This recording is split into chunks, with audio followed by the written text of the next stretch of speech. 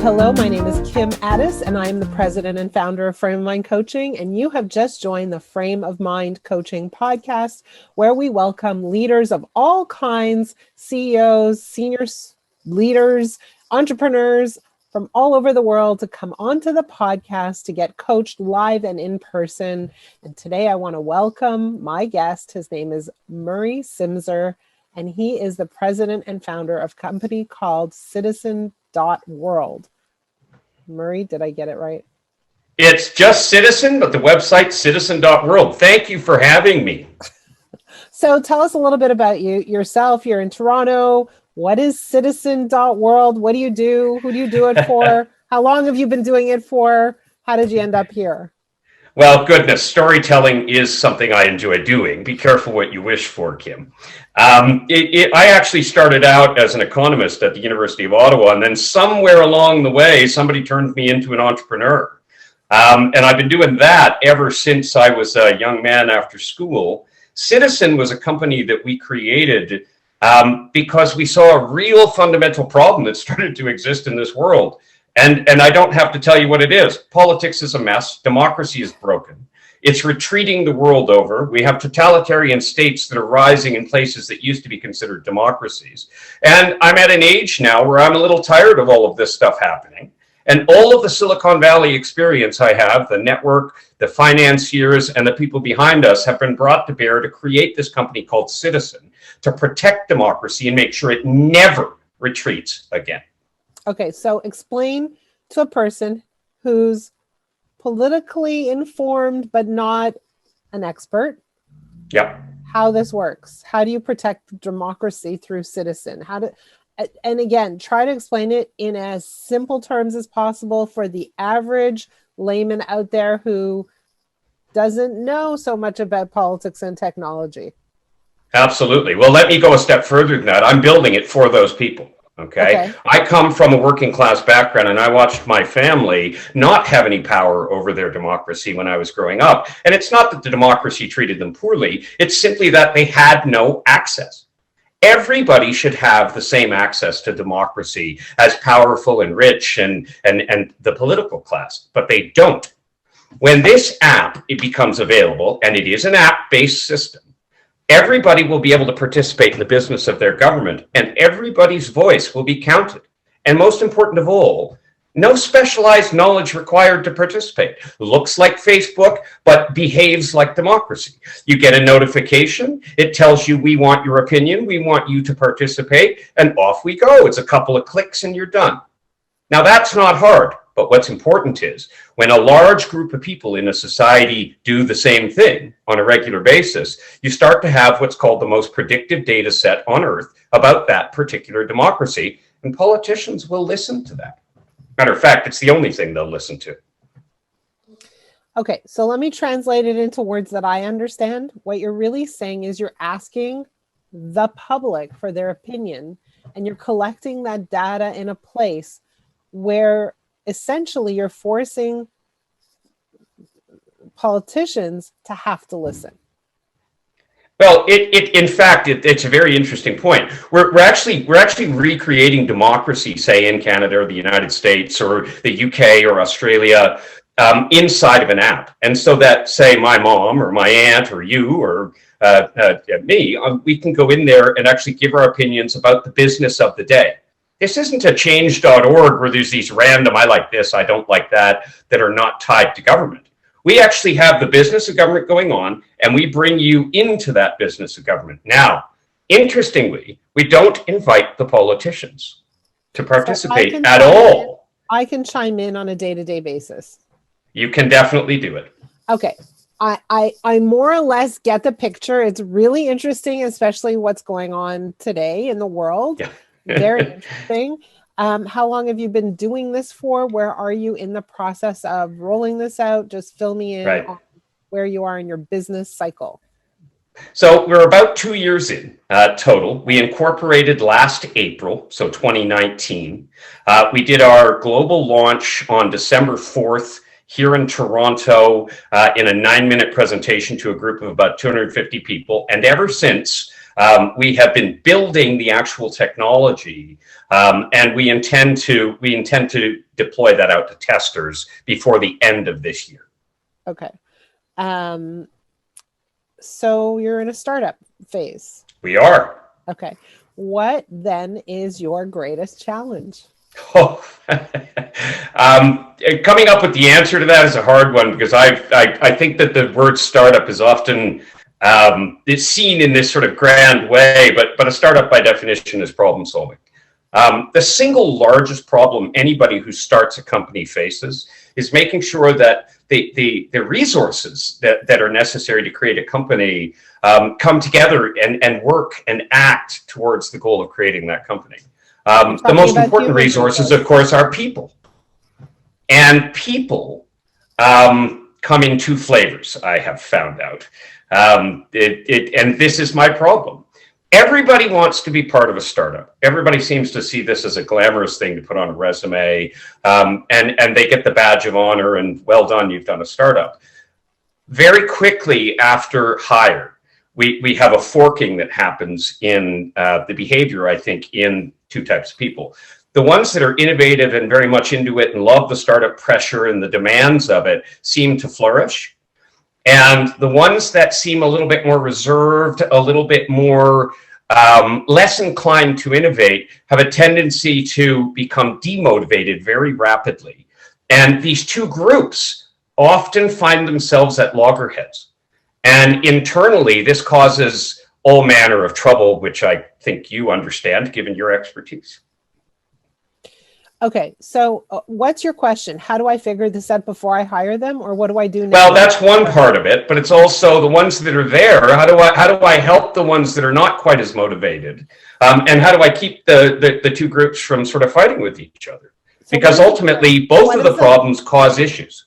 What does a fight sound like, just out of curiosity? Well, so let's give you a tangible example. Let's say there's a deliverable, and that is an alpha version of an app that we're all going to play with and we're all going to test at a management meeting or at an all hands meeting.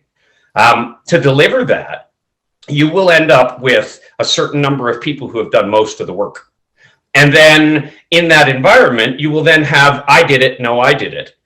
Or that one didn't work hard, this one worked hard. And before you get to the point of showing it off, there's already sort of two groups that have formed within the organization. Okay, so I see. So there's a resentment and in terms of the perception of who's doing the work and who isn't, who's contributing and who isn't, who's holding up their end of the deal and who isn't, etc. Correct? Yes.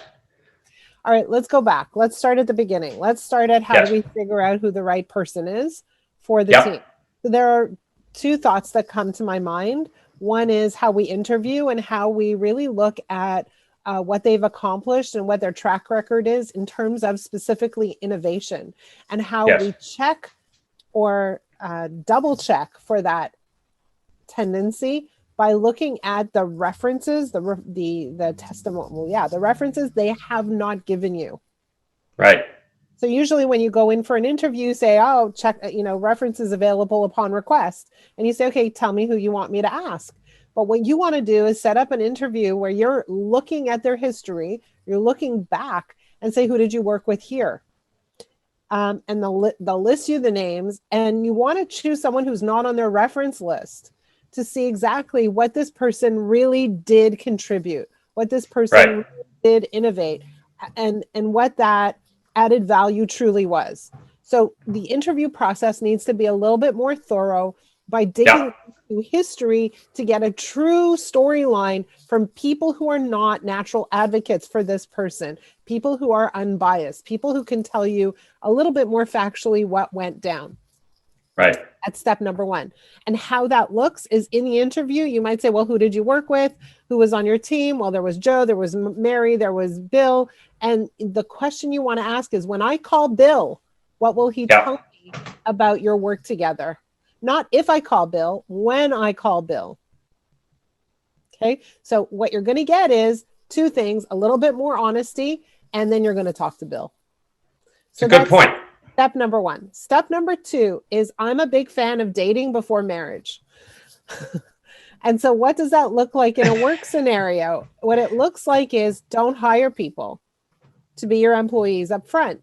Hire them for a small project and watch how they deliver, watch how they contribute, watch how they innovate, watch how they react. Are they shrinking? Are they stepping up? Are they thriving? Are they feeling stressed? What's the reaction in a short-term contained project?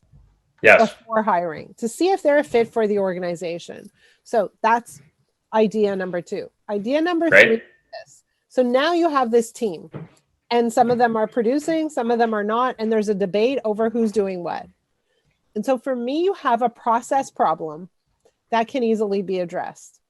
And by that, I mean, in your meetings, what needs to happen is the goal is identified and the steps towards the goal needs to be identified. And all of the steps need to be assigned to whoever it is that need to contribute to that ultimate outcome. Yep. And so now we have an interim meeting. Hey, how are you doing towards these steps? So it becomes very clear who's holding up their end of the bargain and who isn't. So you have a process problem that can be addressed with a system that you have in place. So in my company, every quarter we have quarterly meetings. So every year we have a yearly meeting. Here's our goal for the year. Right. Every quarter we have quarterly meetings. Every half a quarter we have check-ins. And every week we have meetings to make sure we're working towards our quarterly goals. Yep. So it's very clear. It's very numerical. It's very easy to track. So I have personally a certain number of goals that I have to achieve. One of them is I have to produce X number of podcasts. Right? And I can see whether I'm on track, ahead of track, or behind. Right. It's very simple. Why do I produce podcasts? Because it's aligned with our message, our company, and our objectives. Right. Right? So it becomes very tangible. Let me add some color to this, because I think that this is a very important point that you make. Setting goals ultimately is the best way to sort of understand what the outcome is going to be. It correlates very strongly with good outcomes. Intervening steps, check-ins also correlates very strongly with outcome. In the startup world, and I think in particular, this is what we talked about the other day when we first chatted, there's an additional wrinkle that I think causes the bifurcation that I spoke about, which is the ones that seem to thrive on it versus the ones that seem to get stressed about it and then eventually fail. And that is, there's an innovation component that goes with the objective. In other words, example, for instance, in the CITIZN app, this is a tangible example that I was working on this week. I would like you to completely reinvent polling was the remit. Okay.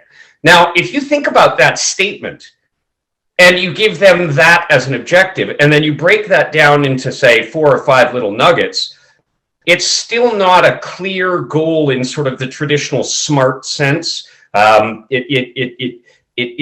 allows you to sort of clarify. It's this innovation layer where I think the bifurcation happens. And I would ask, and look for your advice on how to deal with that specifically in the goal setting, and then more particularly in the follow-ups.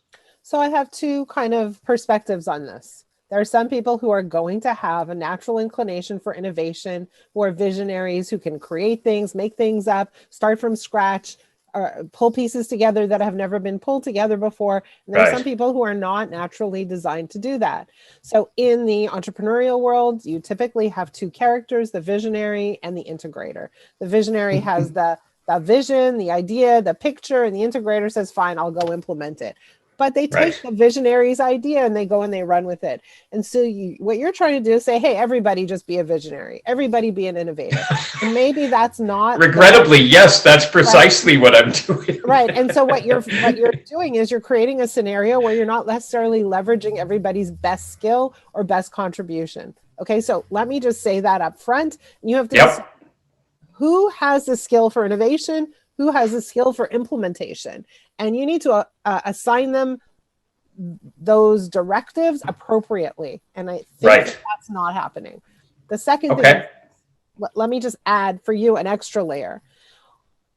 Our coaching lies on the premise that when people get stuck, when people are unable to reach their goals, they have a clear goal that they want to achieve, but they are not getting there. There's a reason for it. And the reason usually has to do with their thinking, their beliefs. And their beliefs get in the way. Their beliefs are actually often contradictory or turned against the goal that they have. Yes. And so for those I couldn't agree more, actually.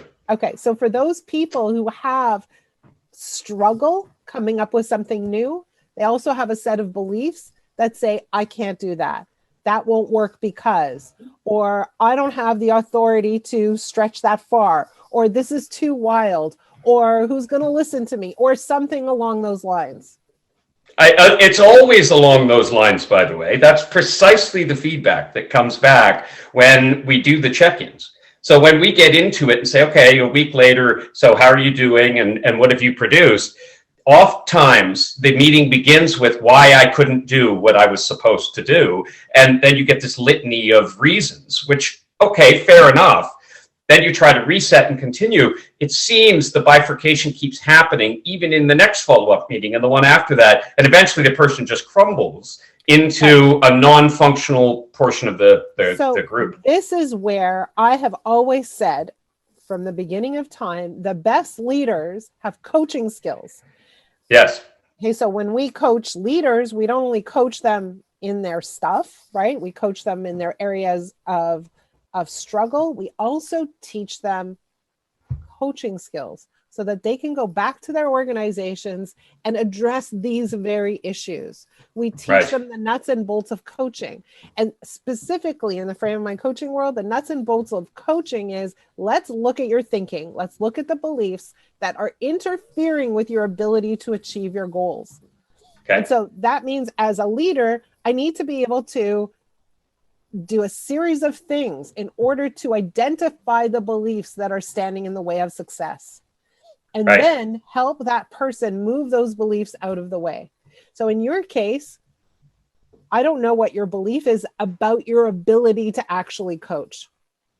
Right. Well, I'll say this. As a startup CEO and a person who's been an entrepreneur his whole life, I run up against a classic wall, which is I'm running in 1,000 directions and I'm chief cook and bottle washer. That by definition means I'm not spending as much time as a traditional manager would in the coaching roles. It's just not in the nature of a startup CEO to be that way. Having said that, I have managed large organizations and have very strong coaching skills, but I find myself with the on one hand, the impatience of a startup, and on the other hand, the requirement, I think, to focus on those that are more self-motivated and therefore innovating with my time rather than those who have shown a predisposition to continuously falling back on what I call the reasons why not. And I think there's the tension, if I can be clear about it. Yeah, the tension lies within you that says, hey, I'm giving my attention to that which is working, and I'm really not giving my attention to that which is not working. That's right. There's a bigger gap that develops, and that's okay too. You just have to decide how long you're going to linger with what you would consider dead weight. Or if you kind of say, right now at this stage, those front runners are more important, but very shortly, those other runners are going to be more important or just as important. And so you have to decide what you're going to do with it. More specifically, again, my opinion, you use the word, as a traditional manager. And I honestly think that management and leading are two completely different things. This calls for serious leadership where as a group, you address the group beliefs. What are the beliefs that we have? And so this is not a situation where you turn your back on or you're giving your attention to those that are effectively working, but you give your attention to the group and say, we as a group, we need to think about this a little bit differently. We need to lean on each other and push back on the beliefs that we have as a group to come up with solution. And so now you're stepping up into the role of not manager, but leader. And it sounds like, you talk about being impatient, but this process is a little bit, slows you down a little bit in order to speed you up dramatically. Yep. And so agreed. Your job is actually to take that moment to slow down and really look at how people think and the beliefs they have and line up their beliefs with the goal and the way that you want to operate, so that you're teaching them not only to do the work, but to constantly challenge their own beliefs, which right now they are not doing. Well, and I'll echo that, because we've obviously been at this for a couple of years, and we have about 25 people that are in the organization now, and about half of those have churned out in one way or another. We've kept the same sort of level of people, but it's precisely the point you just made, and that is we actually took the time to slow down and to talk and to engage. And I think maybe this is where you'll sort of earn your stripes today, because I think our challenge is that despite that coaching and despite that effort that we put in, what we found was, from checkpoint to checkpoint, those that began in a certain manner ended up in a certain manner. Those that accepted the feedback the first time and their sort of reset that you proposed actually flourished and grew and became interesting. I suppose my question is there something I can do with that sort of first lot that seems to sort of self-select out, or are they really just self-selecting out and I should allow that to happen? I think it's a bit of both. I think it's okay to let that happen and allow people to leave if it's not aligned for them. You know, my greatest advice to leaders is to help people move to a place that's good for them, whether that means growing in your organization or growing out of your organization. As long as it's good for them, it's good for you too.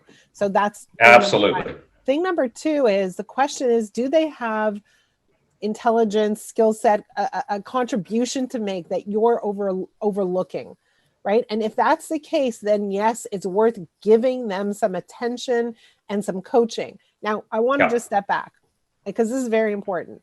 I often I do a lot of presentations where I teach leaders like you how to coach more effectively, but I also talk about some of the biggest coaching mistakes that leaders make.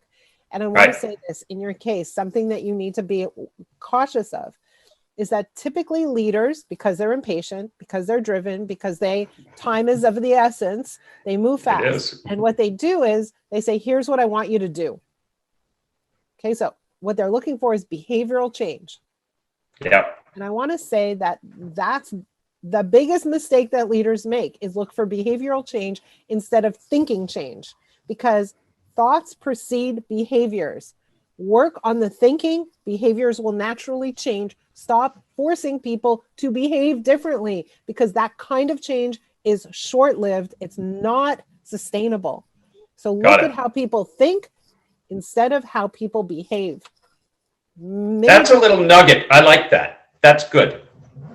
I have a lot of good ones. I agree.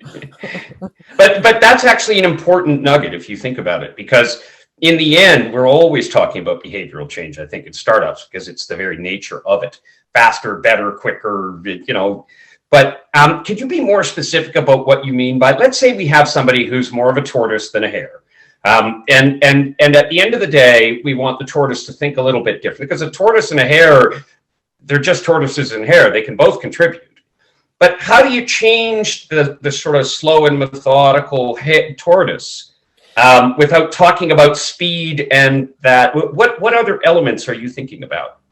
Again, I'm looking at the beliefs that cause them to work a little more slowly, to be a little more cautious. So I'm looking at the beliefs, and I'm not discussing my need for speed. I'm discussing what prevents them from moving at a faster rate. What are the beliefs that cause them to need caution? And I want to address those beliefs, and I want to push back on those beliefs. So do you believe that making a mistake is a terrible thing? Do you think no. Right, not you, but that's the conversation I would have with them. That's why they're slowly. Yeah. Right? And you're challenging that view of the world. Hey, it's okay to make mistakes. And so if it's okay to make mistakes, guess what? I'm likely to move a little faster. Does that make sense? Yep. It makes a lot of sense, actually, because you're actually not talking about the thing. You're talking about how you get to the thing, what's stopping you from getting there. Well, we're talking about... It's a neat idea. And we're talking about how our thinking determines what we achieve and how our thinking prevents us from taking actions that are aligned with our goals. Is there a mechanism, because this sort of thing, is there a mechanism for interview that you've seen that works to achieve an understanding of who might be prone to that type of thinking? Well, again, what you want to do is really get the storyline. So when I coach leaders, I not only have calls with them on a regular basis, I also ask them to journal in an online journal. Why? Because their story is in the journal and so are their beliefs. Okay. And so they might tell me the story and then I'm asking questions. So like, what happened here? Why did you do this? Why do you think this person did that? And even as I ask, why do you think this person did that? I'm extracting their view of their of the world, their beliefs, the way they operate, their perspectives, their values, their priorities. So as people tell me stories, I can understand and I could see their vantage point. And only when I'm able to see their vantage point can I understand what they believe to be true and how those beliefs drive their behaviors or prevent them from behaving. Right. You could tell I'm just a little passionate about this. I'd say you're a little bit more passionate about it, but it's awesome. And I think that passion is actually an important piece here, okay? If I looked at the two camps that I talked about inside of the company, one of the distinguishing features between the two is passion. There seems to be a correlation between the passionate and people who will tinker to find a solution. But the people who lack the passion will not tinker to find a solution. They will literally stand there and list out the reasons they can't do it. Passion is definitely something that we look for when we're interviewing people and then we're bringing on board, particularly now as we're sort of growing beyond the inner circle of a startup. We're starting to bring in people we've never met because we require a certain skill. And passion certainly augurs in favor of somebody who doesn't end up in camp number 2. But I think I'm going to apply some of your thinking to both the interview process as well as the setting of goals and the follow-up process that we put inside, to stop talking about the widget or the thing or the what they didn't do or how they didn't do it or why they didn't do it or what's going on, and rather talk about enabling conversations that have nothing to do with the actual widget itself. Well, when someone tells you why they didn't do what they were supposed to do, in the why is their belief. So you want to hear the why they didn't do what they didn't, right? The why is, you could call it excuses, but excuses exist because beliefs exist. So in excuses is a good window into the real source of the problem. Yeah. I often see it as excuses. Okay. And I think it's reasonable to do so in a startup because everybody is called to be bigger than themselves in a startup. That's table stakes to be part of a startup. But you're right. If you go beyond that, my original question to you was, how do I save those that can be saved? And I think you've just given me a solution that can actually help me in my sort of weekly interventions, not interventions, but rather engagements with people to see how they're doing and how I can help them. This may open them up a little bit instead of the closing that's taking place. And their excuses are your clue, right? That's the clue. You're like, rather than the friction. Okay, that's a good one too. Exactly. Like that's the little neon sign that says, I got to go there. I'm going to look at excuses from now on as positive, not negative. And we'll start from the excuse rather than stopping at the excuse. Exactly. The excuse opens the conversation. That's right. That's the window in. That's exactly it. Good stuff. Good. I hope this was helpful. I hope you got some good. I didn't just get some helpful things out of it. I think you can see I'm passionate too. Yes. This has actually been very helpful. And stimulating to have a third-party perspective. As the audience may not know this, but Kim and I don't know each other. We met over LinkedIn, and she suggested that this might be a good time to have some coaching, and particularly public coaching, which I was somewhat nervous about at the beginning. But what you've done here is put me on the spot. And in fact, it's being recorded, so I have to react in live real time. I learned actually quite a lot, Kim, and I very much appreciate the feedback, and I will be implementing it. Amazing. Thank you so much for being on the show, for sharing your challenge. And I don't think it's an unusual challenge. I think a lot of leaders find that some people aren't performing and it frustrates them and they want to know why and what they could do about it. So yes, ma'am. Loved it. For those of you who are listening, hope you got some value out of today's podcast. If you have a challenge that you want to share on the podcast, please reach out to me. My email address is kim@frameofmindcoaching.com. And if you have a challenge that you're not so willing to share on a podcast, but you do want to talk about, please reach out to me. My email address is kim@frameofmindcoaching.com. Murray, thank you so much for your time. And I look forward to learning more about this particular product. I think it's super exciting. I'm honored to have been invited, Kim. Thank you very much. And to your producer. Thank you. Bye-bye.